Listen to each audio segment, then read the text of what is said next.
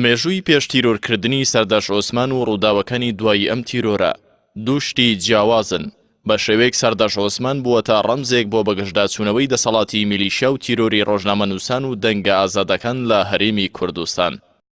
ڕۆژنامەنووس سەرداش عوسمان کە خوێندکاری دواقۆناغی بەشی زمانی ئینگلیزی بوو لە کۆلێژی ئادابی زانکۆی سەلاحەددین لە شاری هەولێر سەرلەبانی ڕۆژی 4/5/2010 لە بەردەم زانکۆکەیدا لە هەولێر بە بەرچاوی خەڵکەوە خرایەنە و ئۆتۆمبیلێکی جامڕەش و ڕفێندرا و دوای 2 ڕۆژ تەرمەکەی لە مووسڵ دۆزرایەوە و تا ئێستاش بکوژی ڕاستەقینەی ئەم ڕۆژنامەنووسە نەدۆزراوەتەوە.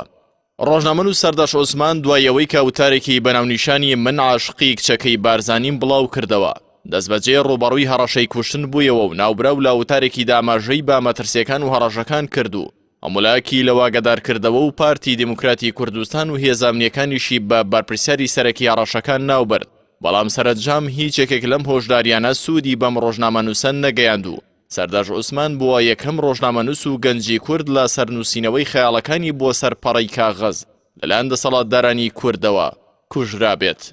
دوای دۆزینەوەی تەرمی ئەم ڕۆژنامەنووسە لە شاری مووسڵ هەرێمی کوردستان پێینە قۆناغێکی نوێوە و ئەم تیرۆرەوە بە ئاسانی بەسەر دەسەڵاتی هەرێم و پارتی دموکراتی کوردستانەوە تێنەپەڕی، بەڵکو ناڕازایی و خۆپیشاندانی بەرفراوان لە ناوخۆی هەرێمی کوردستان و وڵاتانی ئەوروپا دەستی پێکردو.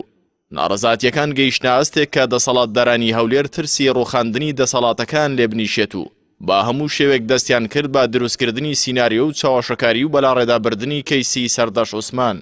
لە ئێستادا و دوای 8 ساڵ لە تیرۆرکردنی گۆڕی سەرداش عوسمان و مانای شەیدکردنی سەردەش بووەتە سیمبولی ئازادیکاری ڕۆژنامەوانی و سەردەشت لەگەڵ ئەوەی کە بووەتە ناوێکی زیندوو لە زیهنی تاکەکانی کۆمەڵگەی کوردیدا، بەڵام تاوەکو ئێستا دادگا و دەسەڵاتدارانی هەرێمی کوردستان نەیانتوانیوە کەیسی شەیدکردنی سەرداش عوسمان یەکلای بکەنەوە و دۆسیەکە وەکو خۆی ماوەتەوە. هۆکاری سەرەکیشی بۆ دەگەڕێتەوە کە خودی دەسەڵات و پیاوکوژ و مافیاکانی